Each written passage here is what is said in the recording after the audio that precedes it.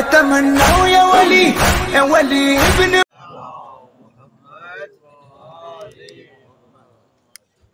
اعوذ باللہ من الشیطان الرجیم بسم اللہ الرحمن الرحیم الحمد للہ رب العالمین بارئ الخلائق اجمعین الصلاة والسلام علی اشرف الانبیاء والمرسلین وشفیع المذنبین وحبیب الہ العالمین ابی القاسم محمد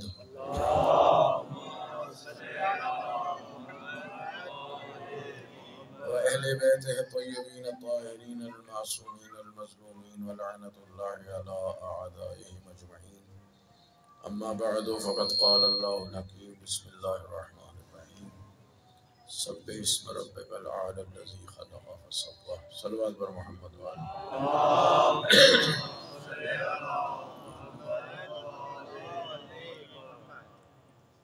پروردگار عالم بحق محمد و آل محمد علیہ السلام اس عزاداری کو اپنی بارگاہ میں قبول فرمائے۔ پروردگار تمام ان عزیزوں کی توفیقات خیر میں اضافہ فرمائے جو اس عشرے کے انعقاد میں حصہ لے رہے ہیں، اس کا بہترین اجر دنیا اور آخرت میں عطا فرمائے، تمام مرحومین کی مغفرت فرمائے، بیماروں کو شفا عطا فرمائے، جو حاجات آپ لے کے آئے ہیں خالق و مالک سب حاجات کو پورا فرمائے، ہمیں قرآن اور اہل بیت سے متمسک رہنے کی توفیق عنایت فرمائے، ہمارے آقا و مولا کے ظہور میں تعجیل فرمائے اور ہم سب کو ان کی دعاؤں میں شامل فرمائے۔ بلند تر صلوات بھیجنے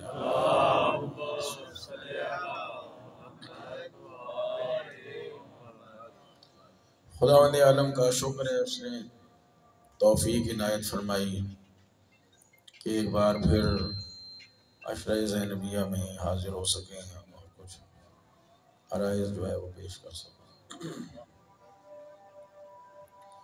آپ جانتے ہیں کہ خدا واحد کی آخری کتاب قرآن کریم ہے اور یہ اتنی جامع کتاب ہے کہ ساری کائنات کا علم اللہ تعالیٰ نے اس میں سمو کے رکھا ہوا ہے، اور اب قیامت تک کوئی اور کتاب خدا کی طرف سے نازل نہیں ہوگی، کوئی اور پیغام خدا کی طرف سے نہیں آئے گا، یہی آخری پیغام ہے، اور اتنا جامع پیغام ہے کہ ابھی ماسٹر شبیر صاحب مولا کا فرمان سنا رہے تھے اور میں نے بھی کئی دفعہ اس کو پڑھا ہے کہ جب میں چاہتا ہوں کہ خدا مجھ سے باتیں کرے تو میں قرآن پڑھتا ہوں، یعنی اتنا عظیم کلام ہے کہ یہ لفظوں کو سمجھ کے نہ انسان گزر جائے کہ بس یہ عبارت ہے، یہ تحریر ہے، یہ الفاظ ہیں، یہ خدا کی گفتگو ہے، اور گفتگو کے انداز میں ہی سننا اور پڑھنا چاہیے۔ عام کتاب پڑھنے کا انداز کچھ اور ہوتا ہے اور کسی سے گفتگو کرنے اور اس کی گفتگو سننے کا انداز اور ہوتا ہے، لہذا جب آپ کسی کی بات سنتے ہیں تو بہت توجہ سے سنتے ہیں کہ کوئی لفظ اس کا مس نہ ہو جائے اور اس کی کوئی بات ایسی ہم سے وہ نہ ہو جائے کہ ہم جس کو سمجھ نہ سکیں۔ اسی لیے قرآن میں تدبر کا حکم ہے کہ اس میں غور کریں، فکر کریں اور اس کو سرسری انداز سے لے کے نہ گزر جائیں۔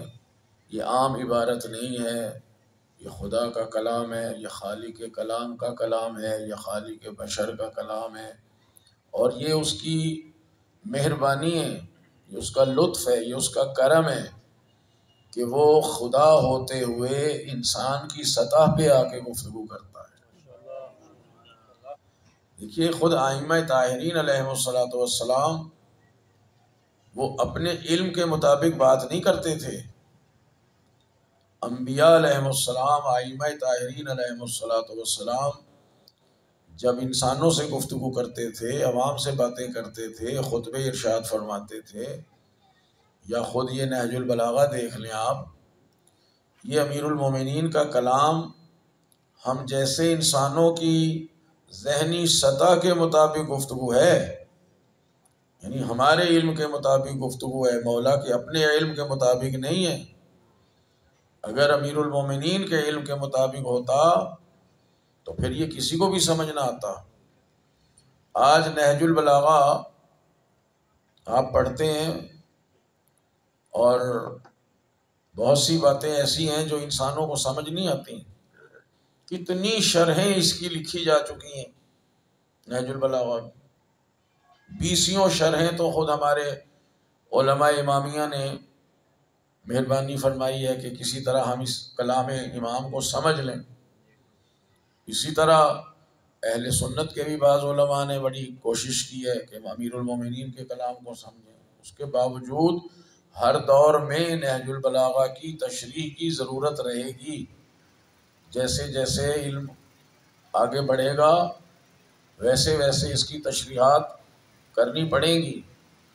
تو یہ امیر المومنین کا کلام ہے کہ جو انہوں نے انسانوں کی فکری اور علمی سطح ذہنی کے مطابق آ کے کلام فرمایا ہے، پھر بھی ہم اس کو نہیں سمجھ پا رہے، تو اگر امیر المومنین اپنے علم کے مطابق گفتگو فرماتے تو کس کو سمجھ میں آنا تھا؟ تو یہیں سے سمجھیے کہ قرآن کریم جو مولا علی کے بھی خالق کا کلام ہے، وہ قرآن بھی پروردگار نے ہماری سطح فکری کے مطابق نازل کیا ہے، اور واقعات میں ماضی کے جو قصے آپ کہہ لیں، حالانکہ قرآن قصوں کی کتاب نہیں ہے، قرآن کریم تاریخ کی کتاب بھی نہیں ہے، مگر انہی سادہ سادہ باتوں میں خداوند عالم نے ہر شے کو بیان کر کے رکھ دیا ہے کہ لا رطب ولا یابس الا فی کتاب مبین۔ کوئی خشک و تر ایسی نہیں ہے شے جس کا ذکر اس قرآن کریم میں نہ ہو۔ اور وہ بھی پھر دیکھ لیں کہ جب اس نے ہماری سطح فکری پر بات کی ہے تو ہر دور میں اس کی تفسیر کی ضرورت پڑے گی، ہر دور میں اس کے ترجمے کی ضرورت پڑے گی۔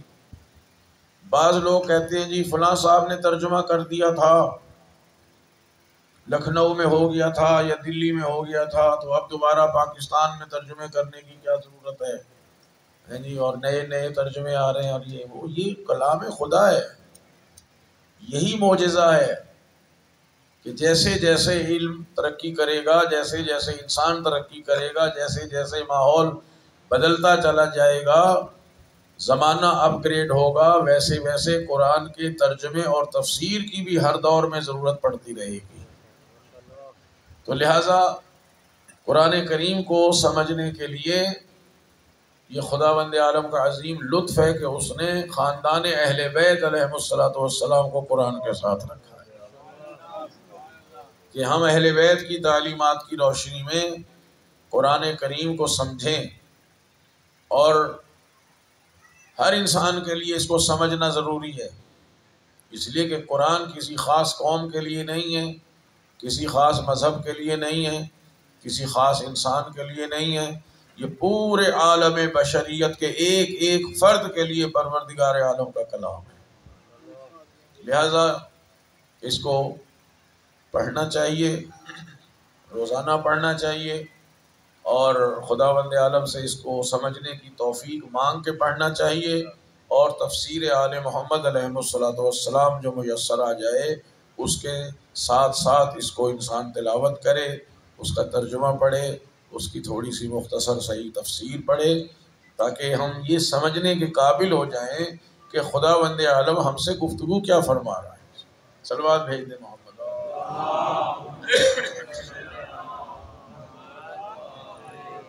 نعرہ تکبیر، نعرہ رسالت، نعرہ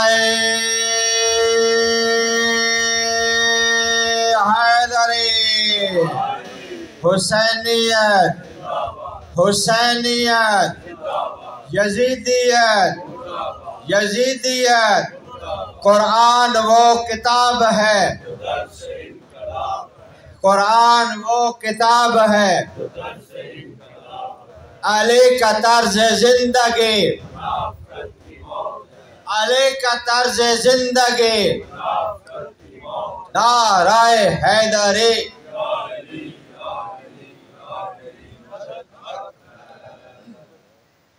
کافی عرصے سے آپ سماعت فرما رہے ہیں، اور یہ ہمارا سلسلہ ہے، مجھے یاد نہیں ہے کتنے سال ہو گئے اس عشرے کے، میں جب سے حاضر ہو رہا ہوں، تو کوشش یہی ہوتی ہے کہ عام طور پہ قرآن کریم کو انفرادی طور پہ تو سب پڑھتے ہی ہیں، اجتماعی طور پہ اس کو چھوٹے چھوٹے سورے ہی صحیح کم از کم اس کو سمجھنے کی ہم کوشش کریں۔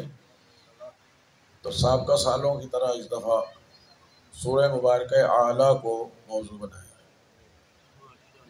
ایک مشورہ تھا سورہ یاسین کا، لیکن وہ چونکہ کافی طولانی سورہ ہو جاتا اور 9-10 دنوں میں پورا اس کا ترجمہ بھی نہ ہو سکتا، تو لہذا سورہ اعلیٰ اس کی 19 آیتیں ہیں، اور قرآن کریم میں جو اس ترتیب کے ساتھ چل رہا ہے موجودہ ترتیب، ایک ہے ترتیب نزول کہ جس ترتیب سے سرکار دو عالم پر یہ صورتیں نازل ہوئی، اور ایک ہے ترتیب جو اب موجودہ قرآن میں ہے، جنہوں نے جمع کیا انہوں نے سوروں کو اس ترتیب سے جمع نہیں کیا جس ترتیب سے نازل ہوا ہے، لیکن ہم سب کا ایمان ہے کہ یہی وہ قرآن ہے جو سرکار دو عالم پہ نازل ہوا۔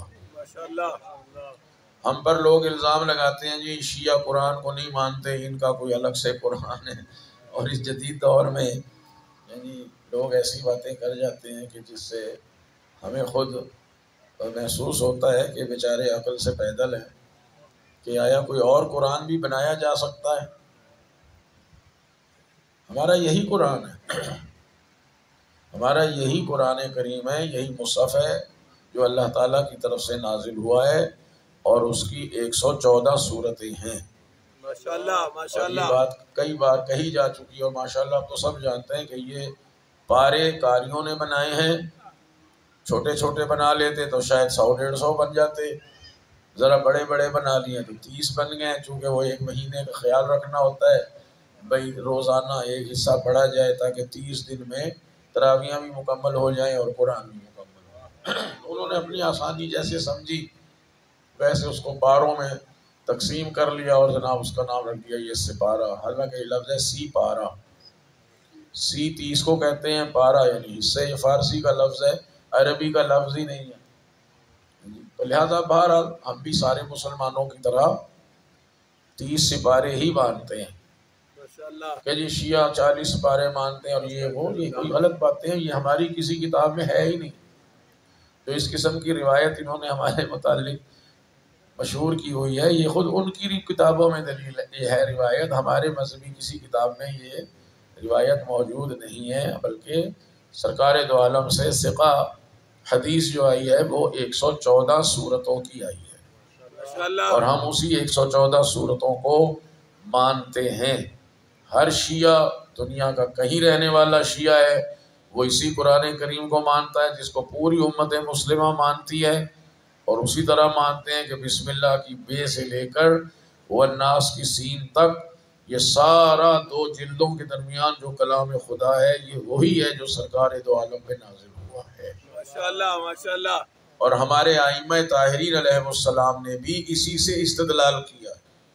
ہر دور میں امیر المومنین نے بھی قرآن جمع کیا تھا، چونکہ سب سے پہلے کاتب وحی امیر المومنین ہے۔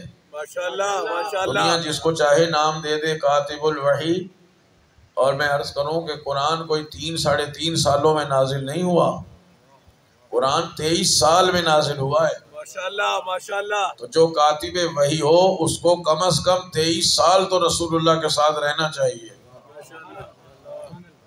کیونکہ اب عربی کا لفظ ہے کاتب الوحی، اس کا مطلب ہے جتنی وحی سرکار پہ نازل ہوئی اس سارے کو لکھنے والا ہو، یا تو کہا جائے جی کاتب من الوحی، گھبرا تو نہیں رہے، ہماری باتیں ماشاءاللہ ماشاءاللہ ہوتی ہے طالب علموں والی، اور تاکہ کسی کی نالج میں اضافہ ہو جائے۔ ماشاءاللہ۔ اگر تو ہو جی کاتب من الوحی، اس کا مطلب ہوگا کہ کچھ وحی کا لکھنے والا، چلو 3 سال میں لکھ لی کسی نے، 2 سال کی مدت رسول خدا کے ساتھ گزاری ہو 2 سال میں لکھ لی ہے، کسی نے 10 سال گزارے تو 10 سال میں اس نے آیتیں جو حضور نے سنائی وہ لکھ لی۔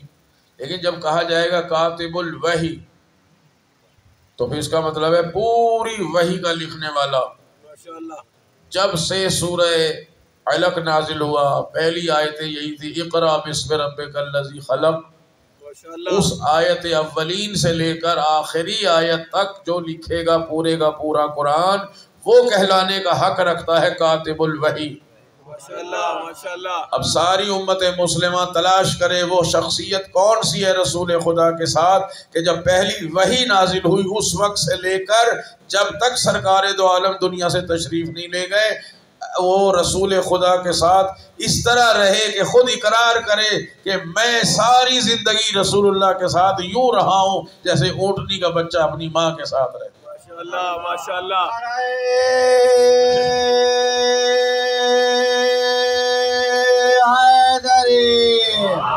حیدری حیدری نعرہ حیدری۔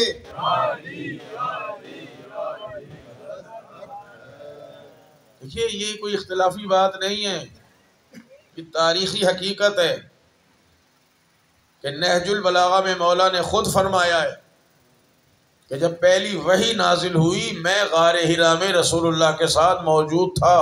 ماشاءاللہ ماشاءاللہ۔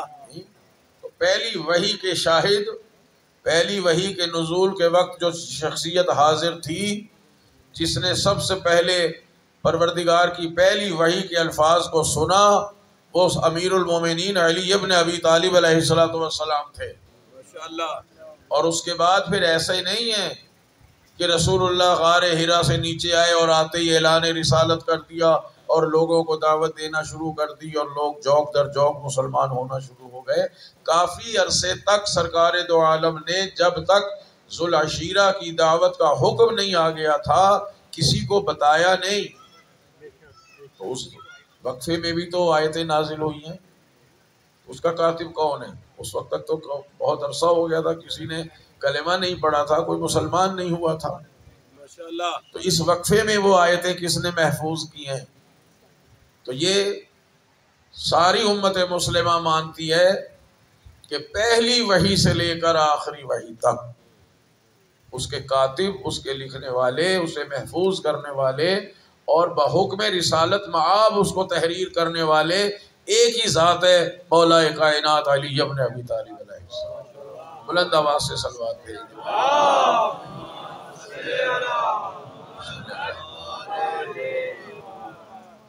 یہ کہنا کہ جناب شیعہ اس قرآن کو نہیں مانتے، بھائی ہم مانتے ہیں، بالکل مانتے ہیں، ہمارا ایمان ہے اور ہمارا ہی ایمان ہے۔ اگر رسول خدا قرآن کے ساتھ کسی اور کو چھوڑ کے جاتے تو گفتگو ہو سکتی تھی، مگر رسول اللہ نے بحکم خدا قرآن کے ساتھ اس ذات کو چھوڑا ہے جو چلتا پھرتا قرآن ہے، ماشاءاللہ جو ماشاءاللہ۔ مجسم قرآن ہے، جو قرآن ناطق ہے، یہ قرآن صامت ہے، یہ لفظی مجموعہ ہے، یہ خاموش رہتا ہے۔ کوئی اس کے سامنے شراب پیے یہ تب نہیں بولتا، کوئی اس کے سامنے چوری کرے یہ تب نہیں بولتا، یہ کسی کا حق غصب ہو رہا ہو یہ تب نہیں بولتا، اس بیچارے کو اٹھا کے الماری میں رکھ دیں یہ تب نہیں بولتا، اسے اٹھا کے اتنی اونچی جگہ پہ رکھ دیں کسی کا ہاتھ نہ جائے یہ تب نہیں روکتا، جہاں رکھ دیں گے بیٹھ جائے گا، جہاں سے اٹھا دیں گے اٹھ جائے گا۔ یہ قرآن صامت ہے، خاموش کلام خدا کا، اور علی بولتا ہوا کلام خدا، ماشاءاللہ ماشاءاللہ۔ وہ قرآن ناطق ہیں۔ اور اللہ کے رسول نے علی علیہ السلام کو چھوڑا ہے قرآن کے ساتھ اس کی حفاظت کے لیے، کہ اس کے لفظوں کی بھی حفاظت ہو، اس کے معانی کی بھی حفاظت ہو، اس کے مفہوم کی بھی حفاظت ہو، اس کی تفسیر کی بھی حفاظت ہو، اس کی تعویل کی بھی حفاظت ہو۔ اس لیے کہ خالق فرماتا ہے کہ ما یعلم تعویلہ الا اللہ والراسخون فی العلم، قرآن کی تعویل حقیقی کو کوئی نہیں جان سکتا سوائے خود بھیجنے والے خدا کے، یا وہ جانتے ہیں جنہیں اللہ نے علم دے کر اپنے علم میں راسخ بنایا ہے۔ ماشاءاللہ ماشاءاللہ۔ اور اگر کوئی اور دعویٰ کرتا کہ نحن راسخون فی العلم تو پھر اس پہ بھی توجہ ہو سکتی تھی۔ خدا گواہ ہے سارے علماء کی کتب موجود ہیں، ہر مکتب فکر کی کتب موجود ہیں، بڑے بڑے لوگوں کے اقوال موجود ہیں، مگر کسی بزرگ کا یہ قول سامنے نہیں آیا کہ ہم راسخون فی العلم ہیں۔ اگر یہ قول آیا ہے تو مولائے متقیان نہج البلاغہ میں فرماتے ہیں کہ نحن الراسخون فی العلم دوننا، ہمارے علاوہ کوئی راسخون فی العلم نہیں ہے، ہم آل محمد ہی راسخون فی العلم۔ محمد والے محمد بلند تر صلوات صلی اللہ محمد. گھبرا تو نہیں رہے جی؟ ماشاءاللہ ماشاءاللہ. آج پہلی مجلس ہے، وہ ماسٹر صاحب کہتے پہلی مجلس تو تبہید میں ہی گزر جائے گی، تو ظاہر ہے کہ وہ موضوع کو ذرا سمجھانا بھی ہوتا ہے. تو یہ جس ترتیب سے نازل ہوا ہے وہ ترتیب اور ہے وہی قرآن، سب کا ایمان. اور ترتیب جو بعد میں دربار سے جن کو مامور کیا گیا تھا اس کو جمع کرنے کے لیے، چونکہ امیر المومنین جو قرآن جمع کر کے لائے وہ بعین ہی اسی ترتیب کے مطابق تھا جو سرکار دو عالم پہ صورت نازل ہوئی تھی. ماشاءاللہ. اور ساتھ میں امیر المومنین نے حاشیہ جو اس کی تفسیر کر لیں، ایک مختصر سی تفسیر بھی، اس کی وضاحت بھی آیتوں کی فرمائی تھی. اور وہ جب لے کے آئے اور ظاہر انہیں پتہ چل گیا تھا کہ علی علیہ السلام یہی کام کر رہے ہیں، تو انہوں نے بھی اپنی طرف سے 2-4 افراد کو مامور کیا کہ وہ بھی قرآن جمع کریں. تو انہیں جہاں جہاں سے ملتے گئے، دیکھیں در آل محمد کو چھوڑنے کا نقصان یہی ہوتا ہے.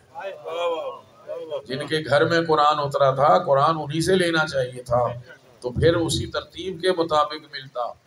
پھر ہمیں پتہ چلتا. آج لوگ کہتے ہیں جی قرآن کی باتوں میں ربط نہیں ہوتا. ایسے ایسے لوگ بھی دنیا میں آئے اور اپنے آپ کو علماء میں شمار کرتے ہیں، اور ساتھ یہ کہ قرآن کی آیتوں میں آپس میں ربط نہیں ملتا. کوئی بات کچھ ہوتی ہے، کہیں بات کچھ ہوتی ہے، کہیں بات کچھ ہوتی ہے. تو اس کی وجہ یہی ہے کہ بے ربط اگر کہیں اول تو ہے نہیں، لیکن اگر بے ربط نظر آئے تو اس کی وجہ یہی ہے کہ جن کے گھر میں آیا تھا اللہ کا کلام ان سے نہیں لیا گیا. ماشاءاللہ ماشاءاللہ. کوئی کسی کے گھر سے لے لیا، کسی نے کچھ کاغذ پہ لکھ لیا، کسی نے کسی درخت کی چھال پہ لکھ لیا، کسی نے کسی اور چیز پہ کپڑے پہ لکھ لیا.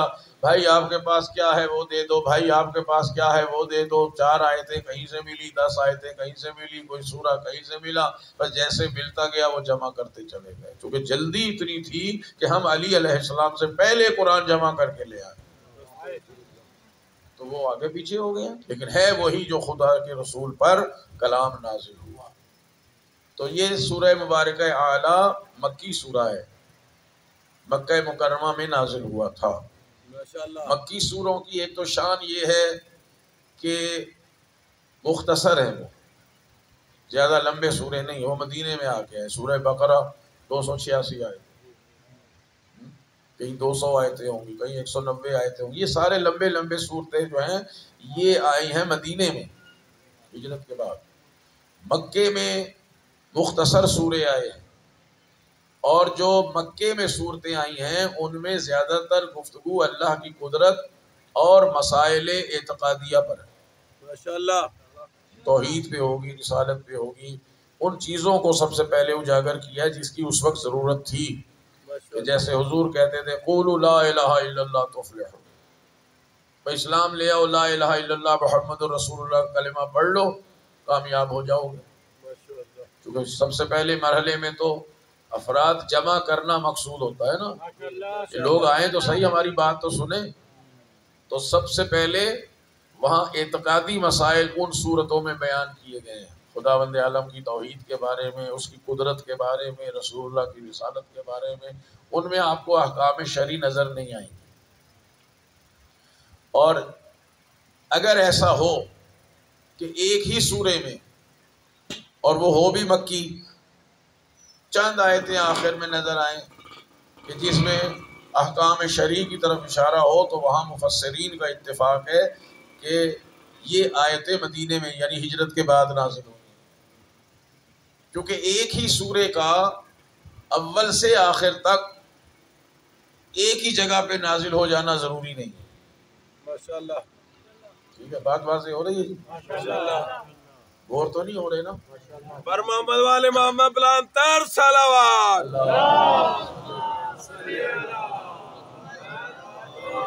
یعنی ایک سورہ اگر مکے میں شروع نعرہ ہوا، تکبیر، اللہ اکبر. ہاتھ بلند کر کے نعرہ رسالت، نعرہ حیدری، برائے خوشنودی محمد والے محمد بلند تر صلوات. اللہم صلی علی محمد. محمد. یہ ابتدائی مراحل ہوتے ہیں، ان کو طے کر لیں، پھر آگے انشاءاللہ آسان ہو جائے گی بات. کہ ایک سورہ اگر مکے میں شروع ہوا ہجرت سے پہلے تو ضروری نہیں ہے کہ وہ مکے میں ہی مکمل ہو گیا ہو. کچھ آیتیں مکے میں آ گئیں، زیادہ تر 2-4 آیتیں بعد میں ہجرت کے بعد آ گئیں. پھر رسول خدا فرما دیتے تھے کہ یہ آیتیں اس سورے کے ساتھ ملا دیں جو پہلے میں لکھوا چکا ہوں، جو مکی سورہ.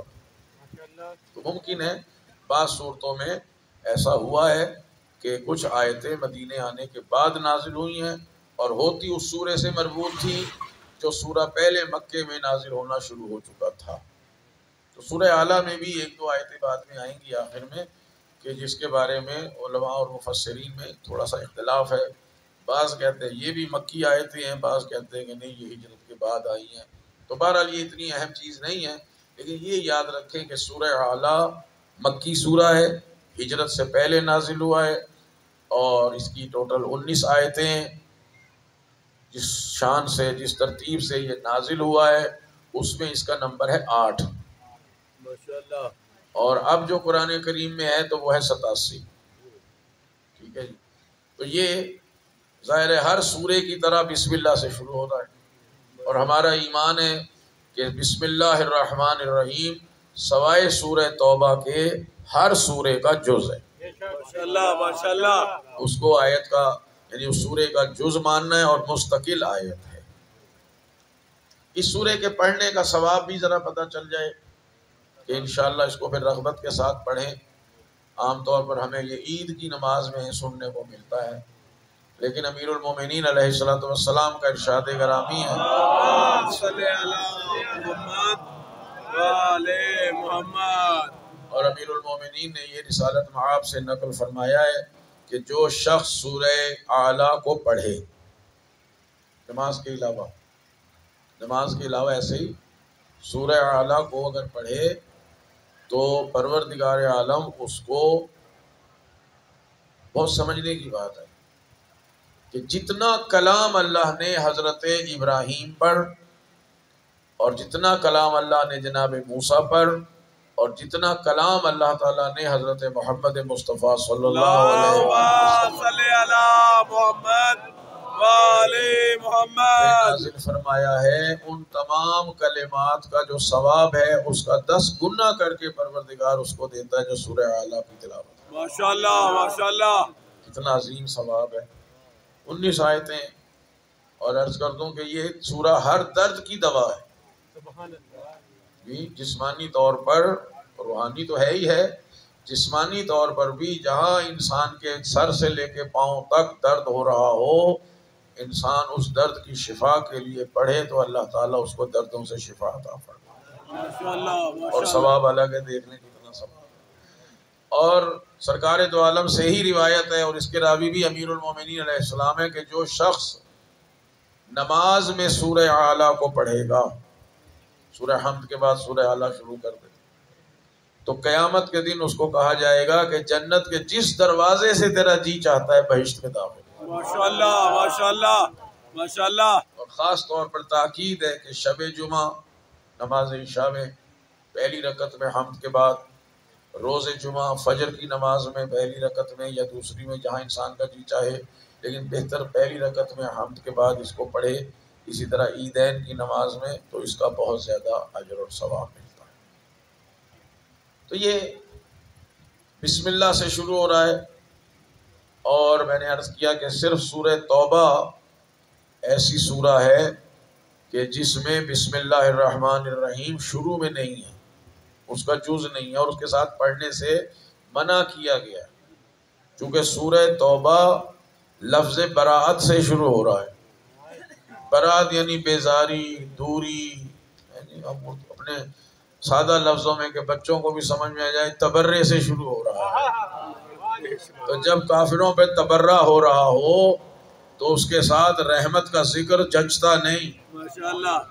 لہذا پروردگار نے سورہ توبہ کے ساتھ بسم اللہ کو نہیں رکھا. توجہ فرمائیں. اور دوسری بات یہ ہے کہ سورہ توبہ کی تبلیغ پروردگار نے اس ہستی سے کرائی ہے جو خود بائے بسم اللہ کا نقطہ ہے. ماشاءاللہ ماشاءاللہ. سورہ توبہ کو جو بھیجنا تھا مکہ، تو دیکھیں ہر بات میں مصلحت ہوتی ہے جی. چپ چاپ اگر کوئی بات ہو جائے، کوئی واقعہ کر دیا جائے تو وہ اتنا اہمیت نہیں رکھتا. صلوات بھیج دیں. اللہم صلی علی محمد وعلی نعرہ محمد. تکبیر، اللہ اکبر. نعرہ رسالت، نعرہ حیدری، حیدری، حیدری، نعرہ حیدری.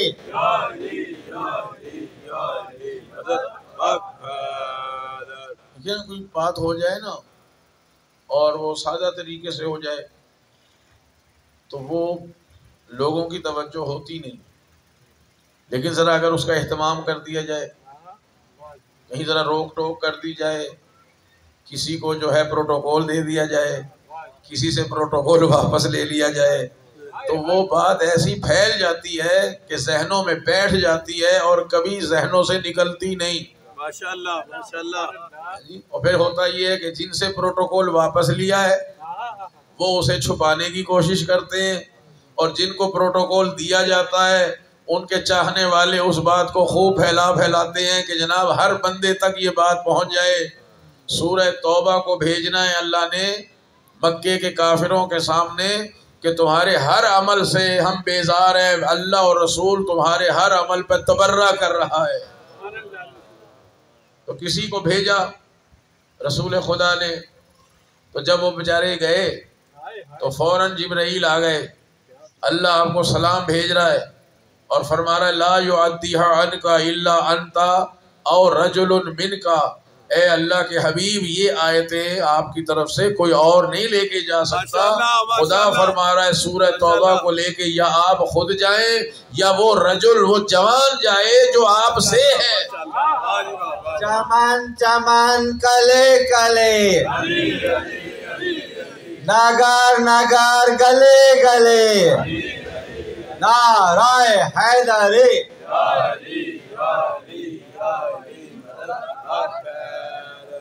یا آپ خود جائیں، قرآن لے کے آپ خود جائیں، اور رجل منکا، یا وہ مرد جائے، وہ جوان جائے جو آپ سے ہے. ماشاءاللہ. اب یہاں ایک لفظ رجل ہے، ایک منکا ہے. اب ڈھونڈیں وہ مرد ہے کون جو رسول سے ہو. ماشاءاللہ اور الحمدللہ یہ دونوں لفظ بخاری شریف میں 2 حدیثوں میں مل جاتے ہیں ماشاءاللہ. کہ رجل رسول خدا نے خیبر میں فرمایا تھا لَأُعْطِيَنَّ الرَّايَةَ رَجُلًا كَرَّارًا غَيْرَ فَرَّارٍ، کہ کل توجہ، کل یقیناً میں علم اس رجل کو دوں گا جو کرار بھی ہے غیر فرار بھی ہے. ماشاءاللہ ماشاءاللہ. تو رجل کا لفظ ہمیں خیبر میں ملا، اور من کا بھی حدیث صحیح بخاری میں موجود ہے باب مناقب امیر المومنین میں. 3 ہی حدیثیں نقل کی، ان میں سے ایک یہ ہے کہ رسول خدا نے فرمایا یا علی انت منی وانا من کا، علی تو مجھ سے ہے میں تجھ سے ہوں. ماشاءاللہ ماشاءاللہ. تو آپ نے علی علیہ السلام کو فرمایا کہ آپ جائیں، وہ بھی جا رہے ہیں آپ بھی جائیں، ان سے لے لیں اور آپ جا کے تبلیغ کریں، انہیں واپس بھیج دیں. تو جا کے امیر المومنین نے توجہ فرمائیں، جا کے امیر المومنین لے لی، پروٹوکول لے لیا کہ آپ جائیے، آپ کو واپس بلا رہے ہیں. واہ جی واہ واہ واہ. ماشاءاللہ تو یہ ماشاءاللہ بیچارے گھبرائے ہوئے آئے ماشاءاللہ. اور آ کے کہا یا رسول اللہ کیا پروردگار نے میرے خلاف کچھ کہا ہے؟ دغدغے تو رہتے تھے نا بھائی، کوئی میرے متعلق حکم آیا ہے؟ جو مجھ سے یہ آیتیں واپس لے لی گئی ہیں اور علی کو بھیج دیا. رسول خدا نے فرمایا نہیں ایسی کوئی بات نہیں ہے، آپ ذرا ہمت رکھ کے باندھ دیں جی. اللہ تعالیٰ نے یہ فرمایا کہ یا میں خود جاؤں یا وہ جائے جو مجھ سے ہے، چونکہ علی مجھ سے تھا میں نے علی کو بھیج دیا ہے. ماشاءاللہ ماشاءاللہ. القرآن مع علی و علی مع القرآن، قرآن علی کے ساتھ ہے، علی قرآن کے ساتھ. تو امیر المومنین فرماتے ہیں کہ میں گیا، اور ظاہر ہے کہ حج کا موقع تھا، ہزاروں کفار وہاں جمع تھے، اور امیر المومنین علیہ السلام اپنے گھوڑے کو دوڑاتے ہوئے پہنچے کہ ان کے اجتماع میں پہنچ کے میں سورہ برات کی تبلیغ کروں اور انہیں بتاؤں اور وہاں جا کے امیر المومنین فرماتے ہیں میں اپنا گھوڑا دوڑاتا ہوا مکے پہنچا اور مقام ابراہیم پہ جا کے میں نے اپنا گھوڑا روکا. کیا ہے مقام ابراہیم؟ اس مقام پہ آنے کا حق ہی علی ابن ابی طالب کا ہے. ماشاءاللہ ماشاءاللہ. لوگ مقام ابراہیم فقط ایک پتھر کو سمجھتے ہیں جو آج بھی خانہ کعبہ کے سامنے 13 گز کے فاصلے پہ رکھا ہوا ہے اور جس پہ حضرت ابراہیم کے قدموں کے نشان ہیں کہ یہ مقام ابراہیم. شاید پتھر کو سمجھ رہے ہیں. مقام ابراہیم پتھر نہیں ہے. مقام ابراہیم امامت کا مقام عصمت و طہارت ہے. ماشاءاللہ ماشاءاللہ ماشاءاللہ. تو اس مقام پر علی ابن ابی طالب ہی آئیں گے جو اللہ کی طرف سے امت محمد کے لیے پہلے امام بنائے گئے ہیں. تو امیر المومنین فرماتے ہیں کہ جب میں نے پہنچ کے سورہ توبہ کی تبلیغ شروع کی، پہلے تو وہ لوگ دیکھ رہے ہیں جناب کوئی آ رہا ہے مدینے سے آ رہا ہے مدینے سے آ رہا ہے. انہوں نے تلواریں نکالی، لیکن جب آنے والے کو دیکھا یہ عام بابا نہیں آیا، ماشاءاللہ ماشاءاللہ. یہ کوئی عام انسان نہیں آیا، یہ کوئی عام فرد نہیں آیا، یہ تو وہ آیا ہے جس سے ہم نے ہجرت کی شبی مار کھا لی تھی. ماشاءاللہ. یہ تو وہ آیا ہے جس سے بدر میں شکست کھائی تھی. یہ تو وہ آیا ہے جس نے ہمیں احد میں بھگایا تھا. یہ تو وہ آیا ہے جو کل ایمان بن کے خندق میں آیا تھا اور ہمیں کل کفر بنا کے نکال کے گیا. ماشاءاللہ ماشاءاللہ. نعرہ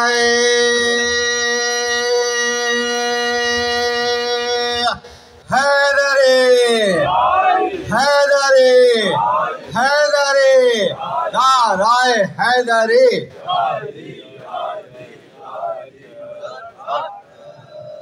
امیر المومنین نے جب بلند تر صلوات.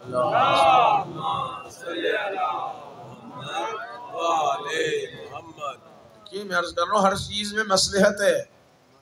وہاں کے امیر المومنین کھڑے ہو گئے مقام ابراہیم پہ اور خطاب کیا.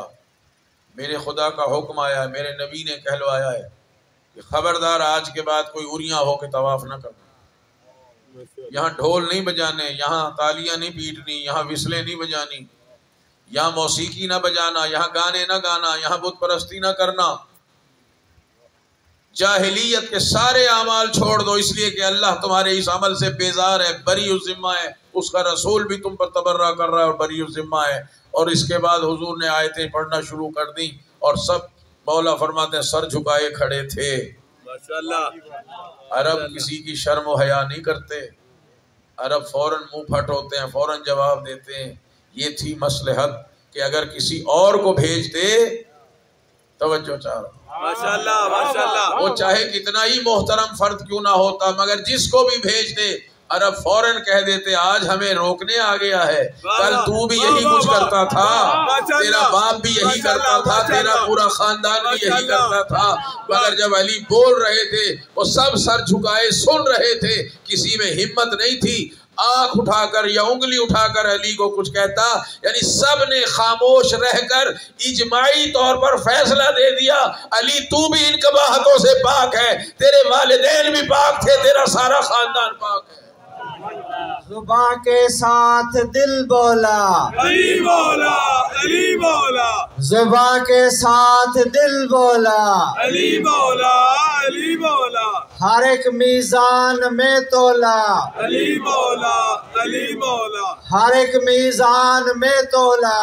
علی مولا علی مولا. نعرہ حیدری. یا علی یا علی یا علی مدد حق حیدر. یہ تھی مصلحت ماشاءاللہ. کہ اگر وہ آنے والے کسی اور شخص کو ٹوک دیتے تو اسلام کی کیا عزت رہ جاتی. اس لیے فرمایا حبیب آپ جائیں یا وہ جائے جو آپ سے ہے، ماشاءاللہ. اس لیے کہ نہ آپ نے کبھی ایسے کام انجام دیے تھے ماشاءاللہ. اور یا آپ کے ساتھ علی ابن ابی طالب ہے کہ اس نے اور اس کے خاندان نے کبھی کوئی ایسا کام. ماشاءاللہ ماشاءاللہ. امیر المومنین فرماتے ہیں کہ جب میں یہ سورہ برات پہنچا رہا تھا تو اچانک میرے دل میں خیال آیا کہ میں اکیلا ہوں، اور ظاہر ہے کہ امیر المومنین اللہ کے حرم کی عظمت کو جانتے ہیں کہ وہاں اسلحہ لے کے جانا منع ہے.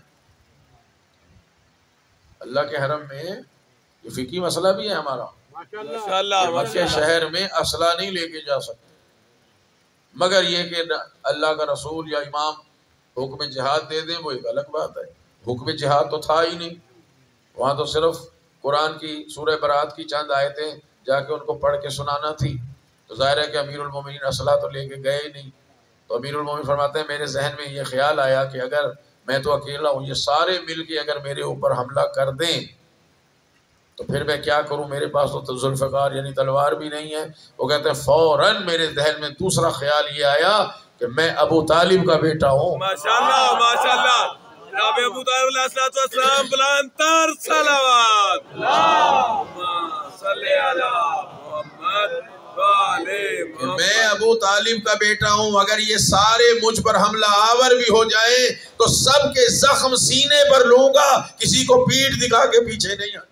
ماشاءاللہ ماشاءاللہ۔ یہ سورہ توبہ ہی ایک سورہ ہے جس میں بسم اللہ نہیں ہے، لیکن بسم اللہ ہے 114 مرتبہ، اور اس کو اللہ تعالیٰ نے سورہ نمل میں 2 مرتبہ نازل کیا، ایک سورہ کے شروع میں اور ایک آ کے درمیان میں، جہاں حضرت سلیمان کا جو واقعہ ہے اور بلقیس کو خط لکھا کہ اِنَّهُ مِن سلیمان وَإِنَّهُ بسم اللہ الرحمن الرحیم۔ یہ ہمارا ایمان ہے کہ بسم اللہ جو ہے وہ ہر سورے کی جز ہے۔ جو لوگ پڑھتے نہیں ہیں وہ ناقص کلام پڑھتے ہیں۔ اور دیکھیے عجیب بات ہے کہ لکھی ہر سورے کے ساتھ ہے بسم اللہ، سورہ حمد سے لے کے وہ جو آخری سورہ والناس ہے، ہر سورے کے ساتھ سوائے سورہ توبہ کے ہر قرآن میں جہاں کبھی چھپا ہو بسم اللہ لکھی ہوئی ہے، ٹھیک ہے، اور عام تلاوت میں پڑھتے بھی ہیں، لیکن نماز میں پتہ نہیں کیا ہو جاتا ہے۔ بھائی پورا سورہ پڑھنا ہے تو کم از کم سورہ حمد تو پورا پڑھتے ہیں نا، ہمیں کہتے ہیں جی یہ مانتے نہیں، جو آیت 114 مرتبہ ہے ماشاءاللہ ماشاءاللہ اسے ایک دفعہ بھی نہیں پڑھتے، ماشاءاللہ۔ یا اگر کوئی پڑھتا ہے تو ایسے دل میں پڑھتا ہے کہ کوئی سن نہ لے۔ حالانکہ رسول خدا نے فرمایا کہ مومن کی علامت یہ ہے کہ وہ بسم اللہ بلند آواز کے ساتھ پڑھتا ہے۔ ماشاءاللہ ماشاءاللہ۔ اور الحمدللہ جتنے مومنین ہیں دنیا میں وہ ہر نماز میں، چاہے وہ ظہر عصر کی اخواتی نماز کیوں نہ ہو، مگر بسم اللہ کو بلند آواز سے پڑھ کے وہ اعلان کرتے ہیں کہ ہم کل بھی مومن تھے، ہم آج بھی مومن ہیں۔ ماشاءاللہ ماشاءاللہ اور ماشاءاللہ۔ بسم اللہ کو اونچی آواز سے نہیں پڑھتے، اور جب کو لفظ آمین پورے قرآن میں نہیں ہے۔ توجہ فرمائیں ذرا، جو آمین کا لفظ کہیں قرآن کا ہے ہی نہیں۔ پہلے بھی میں عرض کر چکا ہوں جب سورہ حمد کی تفسیر تھی کہ آمین انجیل کا لفظ ہے، یہ انجیل کا لفظ ہے۔ آج بھی عیسائی جتنے بھی ہیں، جتنے عیسائی ہیں، آپ ان کی دعاؤں کو سنیں، وہ اپنی دعا پر جب ختم کرتے ہیں دعا کو تو آمین بولتے ہیں، وہ چاہے لندن کا ہے عیسائی، چاہے امریکہ کا ہے، چاہے پاکستان کا، چاہے کسی ملک، وہ اپنی دعا کے اختتام پر آمین بولتے ہیں۔ آمین قرآن کا لفظ نہیں ہے۔ ہمارے بھی یہاں ہر گھر میں جائیں لوح قرآنی لکھی جی حروف مقطعات کے ساتھ، الف لام میم الف لام را طٰ یاسین ہوتی ہے نا لوح قرآن، اس میں آمین بھی لکھا ہوا ہے۔ وہ آمین تو قرآن کا ہے ہی نہیں۔ صلوات بھیج دے محمد اللہم صلی علی محمد وعلی محمد۔ جو بسم اللہ قرآن کا لفظ ہے، آیت ہے پوری، اور ایک دفعہ نہیں، 2 دفعہ نہیں، 10 دفعہ نہیں، 20 دفعہ نہیں، 114 مرتبہ آئی، اس کو نماز میں نہیں پڑھتے۔ اور جو آمین قرآن کا نہیں انجیل کا لفظ ہے اسے سارے ماشاءاللہ با جماعت اونچی آواز سے پڑھتے ہیں۔ اشکال ہمارے اوپر ہے کہ جی یہ نہیں مانتے، جو نہیں مانتا وہ تو پڑھ رہا ہے۔ واہ ماشاءاللہ۔ اچھا ماننے والے اور اچھے نہ ماننے والے، تو بسم اللہ کو بلند آواز سے پڑھنا چاہیے، اور ہر کام سے پہلے پڑھنا چاہیے، ہر کار خیر سے پہلے بسم اللہ پڑھنی چاہیے۔ سرکار دو عالم نے فرمایا ہے کہ کل امر ذی بال لم یبدأ ببسملہ فہو ابتر۔ بسم اللہ کو کہتے ہیں بسملہ، جیسے سورہ حمد کو کہتے ہیں الحمدللہ رب العالمین کو کہتے ہیں حمدلہ، لا حول ولا قوت الا باللہ کو پڑھتے ہیں ہوکلہ، یہ الفاظ بنائے ہوئے۔ لا الہ الا اللہ کرتے ہے حلا، تو اسی طرح بسم اللہ کرتے بسملہ، کہ کل امر ذی بال، کہ جو بھی کام انسان کرے جس کی اہمیت ہو، جائز کام ہو، مستحب ہو، مناسب ہو، واجب ہو، جو بھی کام کرتا ہے جس کی کوئی اہمیت ہے، اور اگر اس کو بسم اللہ سے شروع نہ کیا جائے تو سرکار دو عالم فرماتے ہیں ایسے کام میں برکت نہیں ہوتی، وہ اپنے انجام خیر تک نہیں پہنچتا۔ تو ہر بندے پہ لازم ہے اٹھتے بیٹھتے چلتے، موٹر سائیکل پر چلے، گاڑی پر چلے، جی کھانا کھائے، کچھ پڑھنا چاہے، درس پڑھنا، سبق پڑھنا چاہے، کوئی بھی کام کر رہا ہے کار خیر، اس کو بسم اللہ الرحمن الرحیم سے شروع کرنا چاہیے، ماشاءاللہ ماشاءاللہ، تاکہ اس کام میں پروردگار برکات عنایت فرمائے کہ اس نے مجھ سے مدد مانگی ہے تو میں اس کی مدد کروں۔ ماشاءاللہ، تو یہ بسم اللہ ہے، تو بعض لوگوں نے اس کو پڑھنا ہی چھوڑ دیا۔ ظاہر ہے کہ کچھ باتیں ہوتی ہیں لوگوں کو اچھی نہیں لگتی، جی مگر اچھی نہیں لگتی تو نہ لگے، خدا کی حکمتیں کسی کے اچھے لگنے یا برے لگنے کے ماتحت نہیں ہیں، خدا کی جو مصلحتیں ہیں وہ اس کو خدا ہی جانتا ہے۔ اس لیے بعض لوگوں نے چھوڑ دیا کہ جب ان کو پتہ چلا کہ بائے بسم اللہ کا نقطہ کون ہے، ماشاءاللہ ماشاءاللہ، اس لیے کہ امیر المومنین علیہ السلام سے عبداللہ ابن عباس نے کہا کہ یا امیر المومنین مجھے سورہ حمد کی تفسیر سکھائیے۔ تو ایک رات امیر المومنین عبداللہ کو لے کے مسجد میں بیٹھ گئے، ساری رات گزر گئی، اذان فجر ہو گئی، تو مولا نے آہ بھر کے کہا افسوس کہ یہ وقت کتنی تیزی سے گزر جاتا ہے، عبداللہ ساری رات گزر گئی اور ابھی میں نے بائے بسم اللہ کے نقطے کی تفسیر شروع کی ہے، انجام کو نہیں پہنچی، ابھی تو میں نے شروع ہی کی تھی کہ ساری رات گزر گئی۔ عبداللہ تو نے سورہ حمد کی تفسیر مجھ سے چاہی ہے تو سن، اگر علی ابن ابی طالب سورہ حمد کی تفسیر لکھنے بیٹھ جائے تو اتنی کتابیں لکھوں گا کہ اس وزن کو، اتنی کتابوں کو اٹھانے کے لیے 70 اونٹوں کی ضرورت ہوگی۔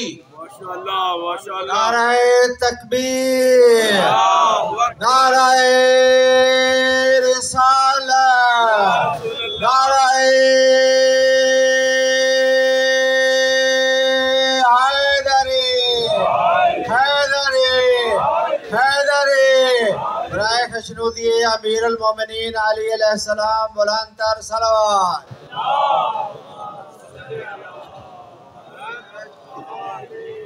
جس کے پاس اتنا علم ہو کہ صرف سورہ حمد کی تفسیر کے لیے اتنی کتابیں لکھ ڈالیں کہ ان کتابوں کے ذخیرے کو اٹھانے کے لیے 70 اونٹوں کی ضرورت ہو، تو وہ علی قرآن ناطق اگر پورے قرآن کی تفسیر لکھے تو کیا انداز ہوگا۔ ماشاءاللہ ماشاءاللہ، تو مولا نے فرمایا بس یہ سمجھ لے اختصار کے ساتھ کہ جتنا علم کائنات میں ہے وہ سارا سورہ حمد پورے قرآن میں ہے، جتنا علم قرآن میں ہے اس کا خلاصہ اللہ نے 7 آیتوں میں کر دیا ہے سورہ حمد میں، اور جتنا علم سورہ حمد میں ہے وہ بسم اللہ الرحمن الرحیم ہے، جتنا علم بسم اللہ میں ہے وہ اس کی با میں سمٹ گیا ہے، اور جتنا علم با میں ہے وہ سارا علم نقطے میں سمٹ گیا ہے جو با کے نیچے ہے، وہ انا نقطہ تو تحت البا، اور عبداللہ وہ بائے بسم اللہ کا نقطہ میں علی ابن ابی طالب ہوں۔ ماشاءاللہ ماشاءاللہ، یعنی یہ نقطہ بکھر جائے تو پوری کائنات کا علم بن جاتا ہے،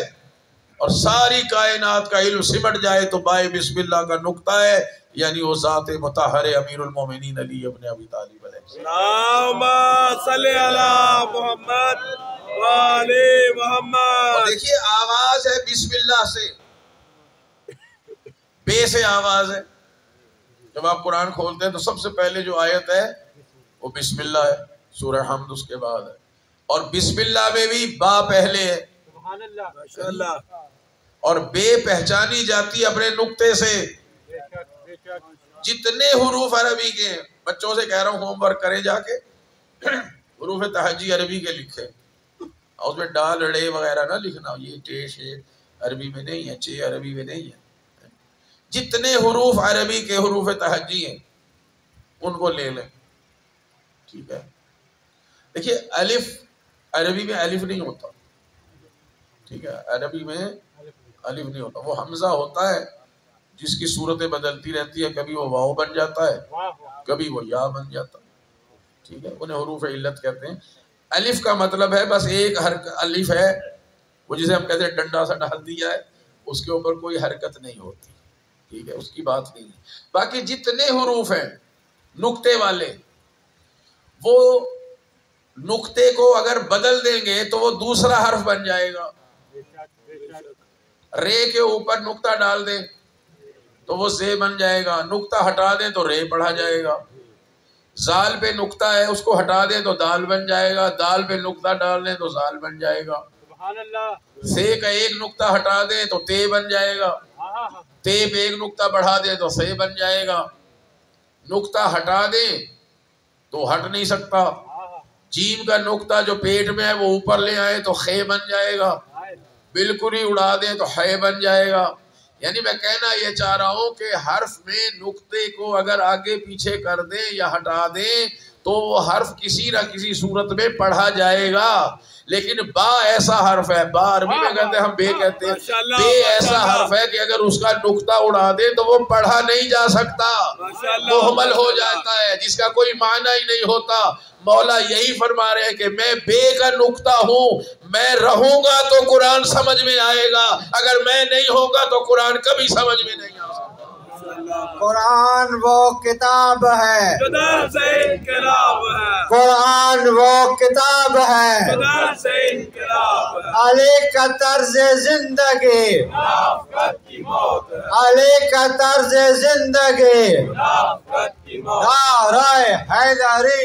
یا علی یا علی یا علی، مدد حق ہے۔ بس میرے محترم سامعین، بہت وقت لے لیا میں نے آپ کا۔ تو جب لوگوں نے یہ سنا کہ بائے بسم اللہ کا نقطہ تو کوئی اور نہیں ہے، کسی اور بے کا نقطہ نہیں، توجہ سمجھ، جو میں نے کہنا تھا کہہ گیا ہوں، کسی اور بے کا نقطہ نہیں، بسم اللہ کی بے کا نقطہ ہے علی ابن ابی طالب۔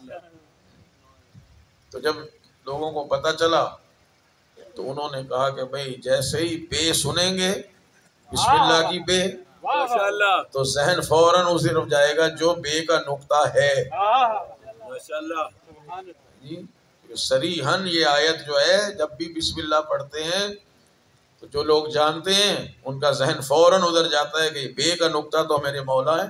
ماشاءاللہ، انہوں نے کہا اس کو پڑھنا ہی چھوڑ دو، نہ پڑھا جائے گا، نہ لوگ سنیں گے، نہ ذہن علی کی طرف جائے گا۔ لہذا شام سے آ کے ایک شخص نے جب نماز پڑھائی تو بسم اللہ نہیں پڑھی، تو جو صحابہ کرام وہاں موجود تھے انہوں نے کہا انسیتا بسم اللہ اور استرقتا، تو پڑھنا بھول گیا بسم اللہ کو، یا تو نے سورہ حمد سے بسم اللہ ہی چرا لی۔ اس کا مطلب یہ ہے کہ بسم اللہ پہلے بلند آواز سے پڑھی جاتی تھی رسول اللہ کے زمانے میں اور باقی بزرگان جو آئے ان کے زمانے میں، مگر ایک شام سے آنے والے نے اس بسم اللہ کو ہی اڑا کے رکھ دیا۔ وہ دن اور آج کا دن جو اس کی روش پہ چل رہے ہیں وہ بسم اللہ نہیں پڑھتے، یا پڑھتے تو اتنی آہستہ سے کوئی سن نہ لے، اور جو رسول اللہ اور ان کی آل طیبہ کی سیرت پہ چلتے ہیں وہ چاہے نماز کی جو سورہ حمد وغیرہ ہے دل میں پڑھیں مگر بسم اللہ بلند آواز سے پڑھتے ہیں، اس لیے کہ مومن کی نشانی بسم اللہ الرحمن الرحیم، ماشاءاللہ، ماشاءاللہ، اس لیے کہ ہمارے امیر المومنین ہی بائے بسم اللہ کا۔ بس عزیزو، یہی خاندان ہے جس نے ہر طریقے سے قرآن کی حفاظت کی، اسی لیے قرآن کے ساتھ اہل بیت کو چھوڑا گیا ہے کہ یہ قرآن کی حفاظت کریں گے، قرآن کے لفظوں کی بھی حفاظت کریں گے، قرآن کے معانی کی بھی حفاظت کریں گے، قرآن کے مفاہیم کی بھی حفاظت کریں گے، قرآن کی تفسیر و تعویل کی بھی حفاظت کریں گے۔ اور انہوں نے اس حفاظت میں جو قربانی بھی چاہیے تھی وہ دی، اور الحمدللہ آج اگر بعین ہی وہی قرآن محفوظ ہے تو یہ کسی اور کی قربانیوں کا ثمر نہیں ہے، یہ اسی اہل بیت کی قربانیوں کا ثمر ہے جنہیں رسول خدا قرآن کے ساتھ چھوڑ دیا۔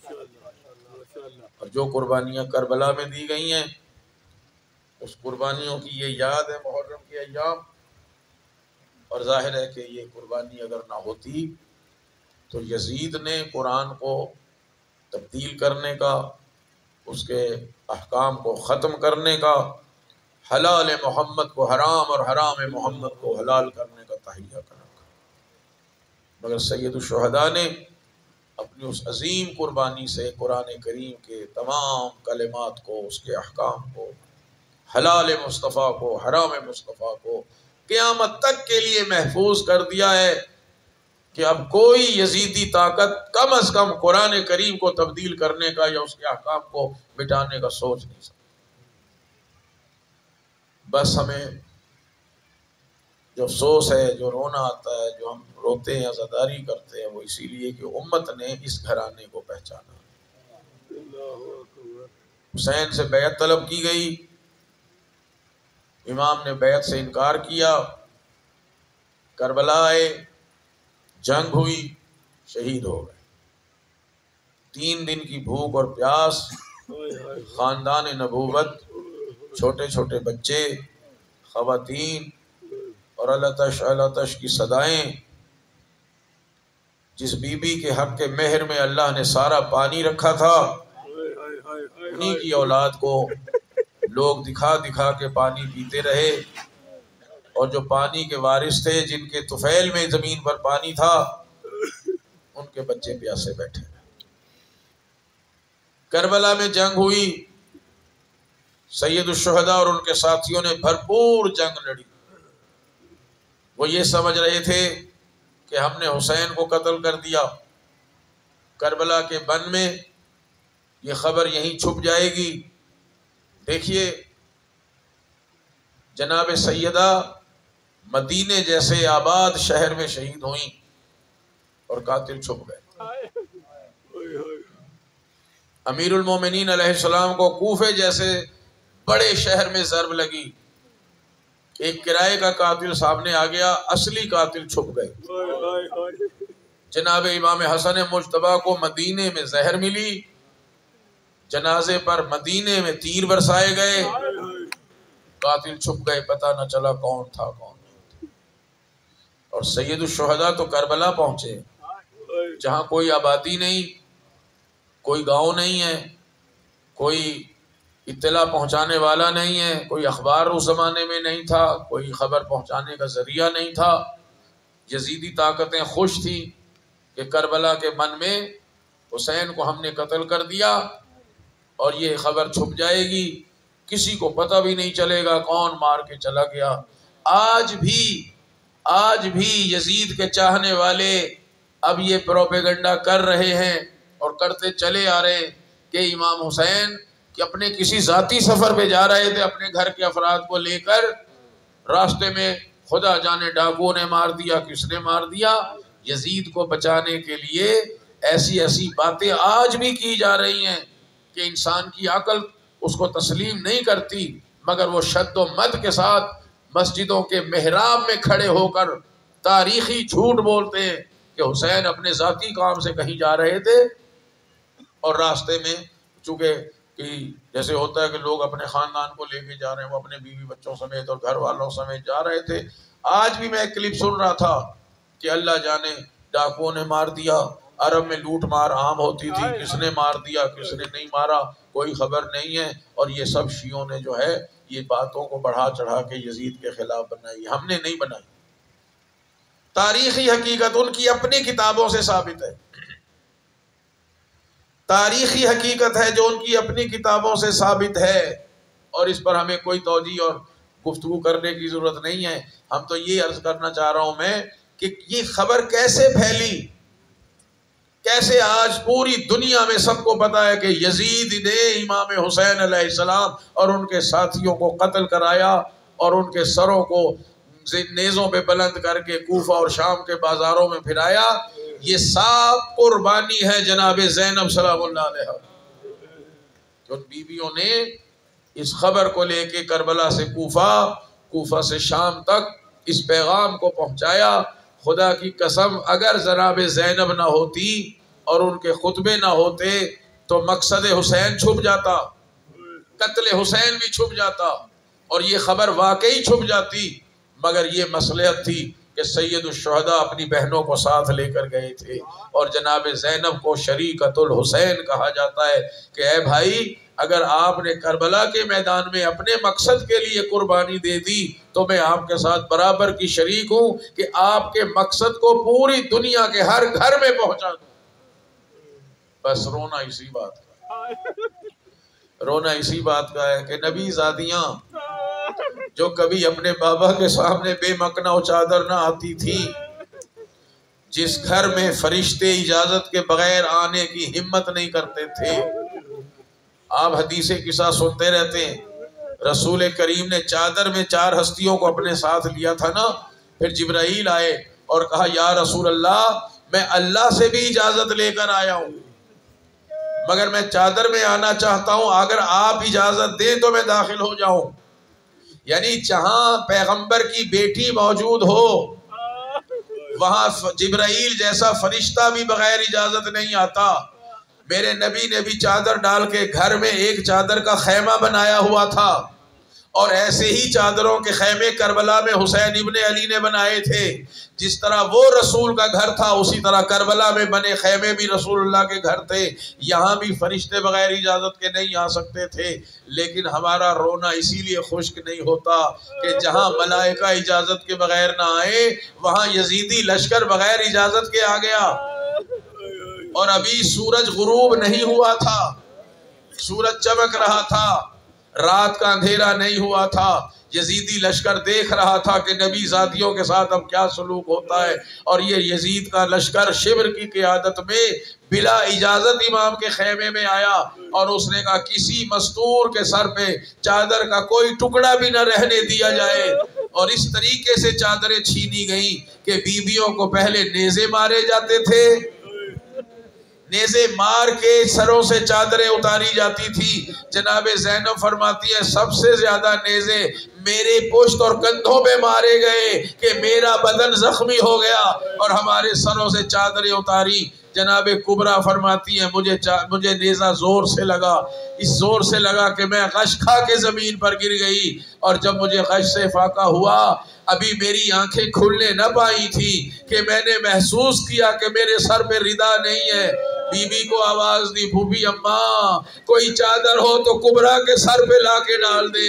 جناب زینب فرماتی ہیں امتوں کے مثلوں کے ایک کبریٰ بیٹی تیری چادر بعد میں چھینی گئی ہے، علی کی بیٹی کے سر سے چادر پہلے اتار لی گئی، تم نے چادریں چھین لی اب تو چلے جاؤ، مگر نہیں، پھر سامان لوٹنا شروع کر دیا، سامان کو لوٹنا شروع کر دیا، بیویوں کے پاس جو کچھ مال و اسباب تھے اس کو لوٹ رہے ہیں۔